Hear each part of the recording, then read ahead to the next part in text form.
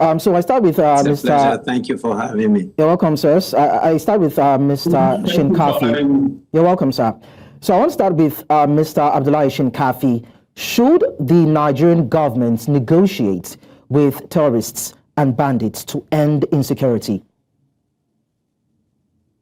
Yeah, you see, this fight against insurgents and armed bandits, you have to fight this battle in two ways, in two approach. That is kinetic and non-kinetic approach. Using kinetic approach, you apply total military force against the enemies of the state. That is against the insurgents and armed bandits.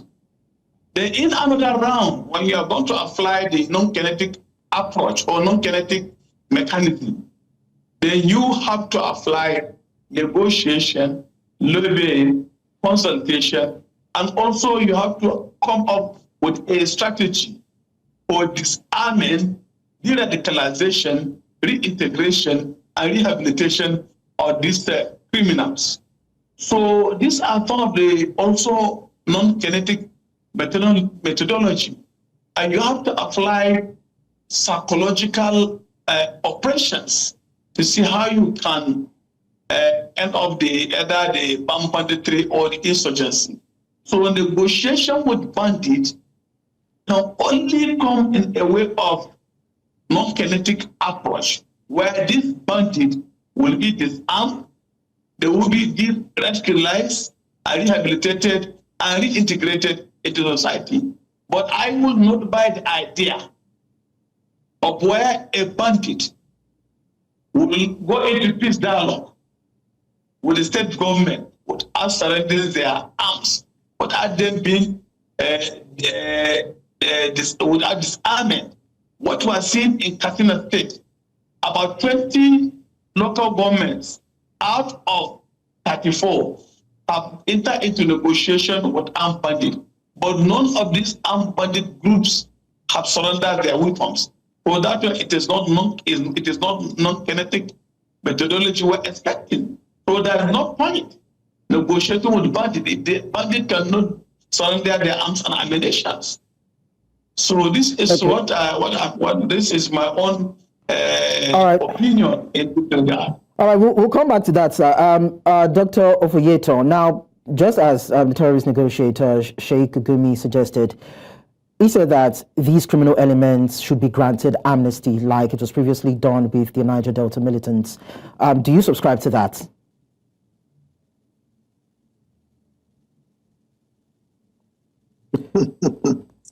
Oh my gosh. Well, let's the idea of granting amnesty to terrorists is, I'm sorry to use the word, but I think as far as I'm concerned, it's a satanic idea. It's an idea that is against humanity. You are talking of people that are unrepentant. You are talking of people that perpetually, intentionally, and knowingly kill human beings in the most brutish manner you can ever think of, without even honoring the flesh of the dead. Now you are not talking about speaking on their behalf. On what ground are you speaking on them? On what ground? Now, if we ask a simple question, I want to ask Sheikh Gumi, what are they fighting for? What precisely is Boko Haram fighting for? What precisely are the terrorist organizations fighting for? What did they tell us that they want? Or is it what we are fabricating among ourselves? What we are assuming? What we are just trying to speak for them? Have they really come out to say, this is what we want? Now, if you look at the juxtaposition with the Niger Delta militants, of course, they are talking about economic liberation.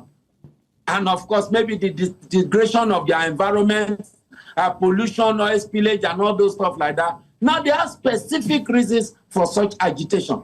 Now, for Boko Haram, what precisely do they want?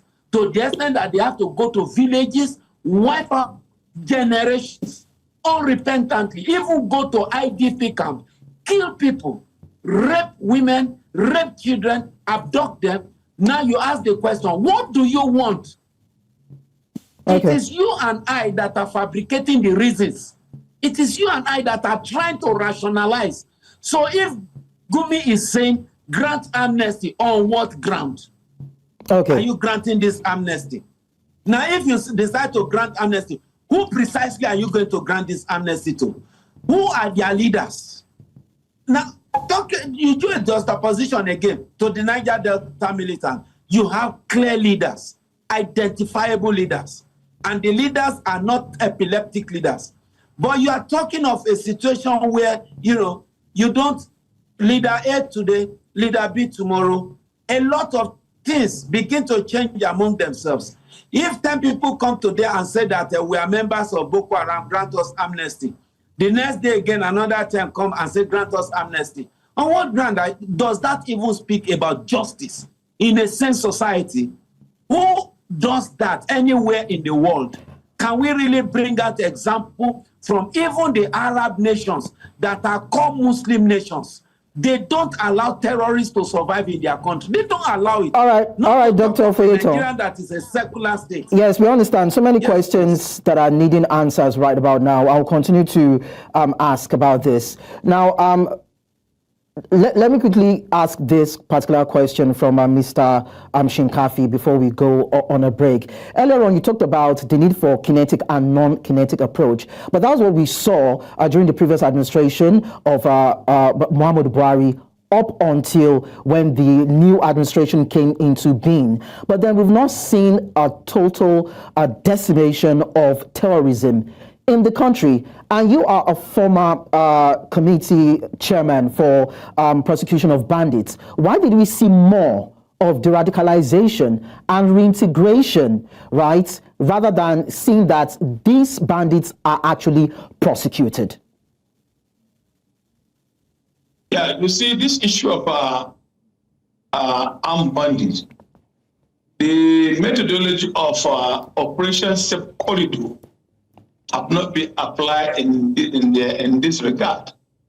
But looking at what had happened in the last administration of Muhammadu Buhari of blessed memory, there is a strategy in the northeast, that is Operation Safe Corridor, where those Boko Haram or insurgents who have decided to repent and surrender their arms and ammunition, there was a room for de-radicalization, rehabilitation, and reintegration of this Boko Haram into the society.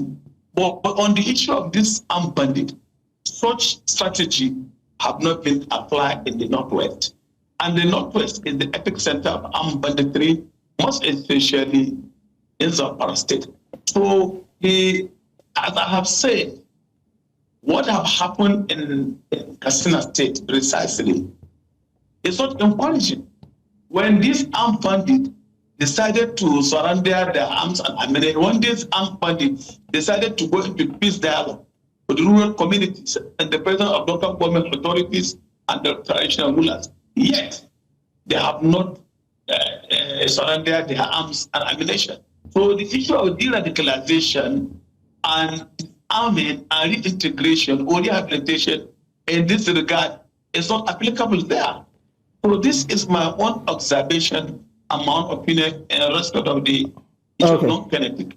If you are to go to non-kinetic, all this strategy must be clearly spelled out, and all those conditions must be followed.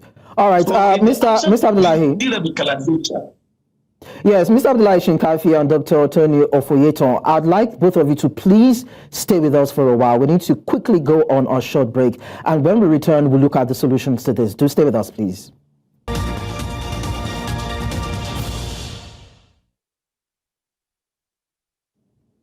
Many thanks for staying with us on the news. We are looking at solutions to dealing with insurgency in the country, and we've been talking to a former chairman, Zamfara Committee on Prosecution of Bandits, Mr. Abdullahi Shinkafi, and Director General, International Institute of Professional Security, Dr. Tony Ofoyetan. So, Dr. Ofoyetan, so I come to you now. Let's look at solutions, but then from an accusatory position.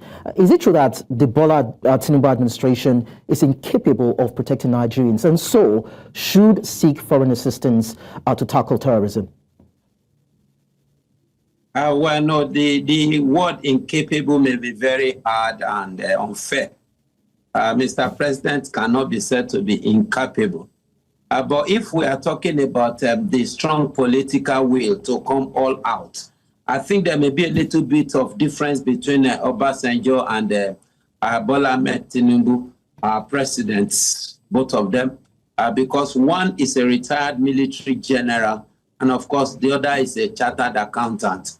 Their background are different, so we expect that ordinarily that should affect their approaches to issues like this. But having said so, what has happened in recently is such that the only thing I would only encourage Mr. President to do, and to do decisively, that is when I will know whether he's capable or not, is to fish out those that are sponsoring terrorism in this country, those that are nexus to terrorists in this country, whether no matter who, whether they are former president, vice president, governors, senate president, no matter how high they are, let the president bring all of them down. Once that is done, you see, the foot soldiers can be successfully attended to by the military. They have the capability and capacity to do that. But the only thing that always restricts them is that political will from Mr. President. And this is one of the ways he can exhibit political will.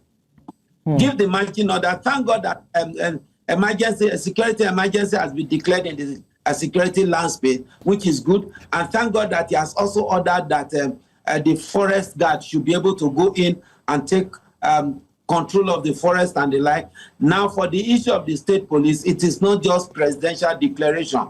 Legal steps have to be taken to take the appropriate bill to the National Assembly. Okay. It's good enough to say that we are going to be working on state policing.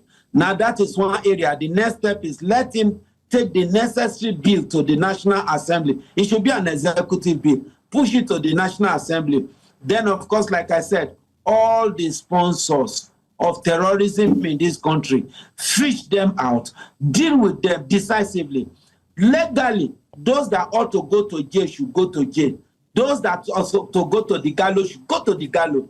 Let those, in short, once that is attended to, that is the root foundation of the sustenance of terrorism in this country. Once that is done, using the instrumentality of the law, I am very sure that the foot soldiers, they will find their way, because all they are doing is just, a venture for survival. Okay, well, that's as far as definitely, yes. We understand that willpower and, of course, strategy is key in this particular matter.